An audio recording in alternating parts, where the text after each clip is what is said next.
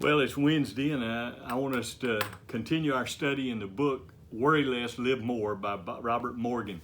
We've talked about 6 practices already. There are 8 that he's going to deal with, found in the book of Philippians, chapter 4, beginning in verse 4. We've talked about the spirit of the practice of rejoicing, the practice of gentleness, nearness, the practice of praying, the practice of thankfulness. We also talked last week about the practice of thinking. Today's practice is found in verse number 9. Paul says, in verse 9, finally, he says, brethren, the things you have learned and received and heard and seen in me, practice these things, and the God of peace shall be with you. Robert Morgan, he titles this practice, the practice of discipleship.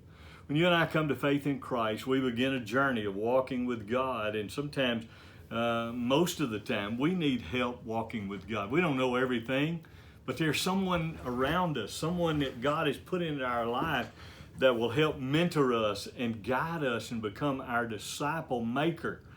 And as we do that, as we learn from them, then we can also pass it on to others. That's what Paul talked about.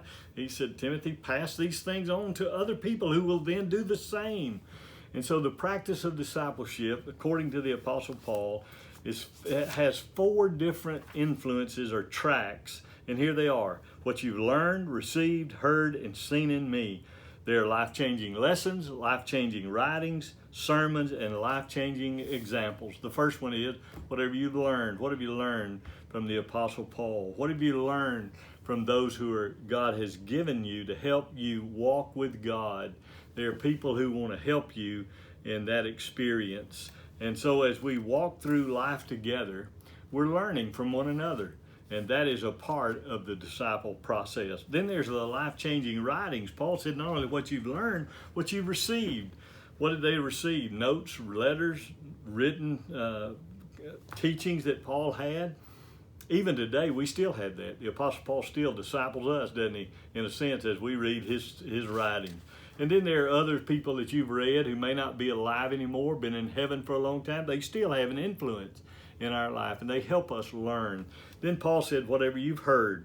These are teachings and lectures and conversations, life-changing sermons for you and me. There's nothing like listening to some of the great orators of our day. We have so much potential to hear that. I know you've been listening to those weekly, but continue to do that. They will pour into your life and help you in the disciple process. And then finally, what have you seen? You put into practice, Paul says, whatever you've seen in me. They watched him. They observed him.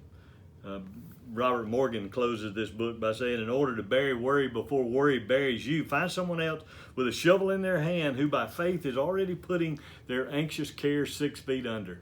Let's help someone else learn as we learn from some others. And let's continue passing it down as we practice this wonderful, wonderful trait of discipleship and disciple making. He says, the things you've learned and received and heard and seen in me, practice these things. Paul told another group, imitate me as I imitate Christ. God bless you as you practice these things so we can worry less and live more.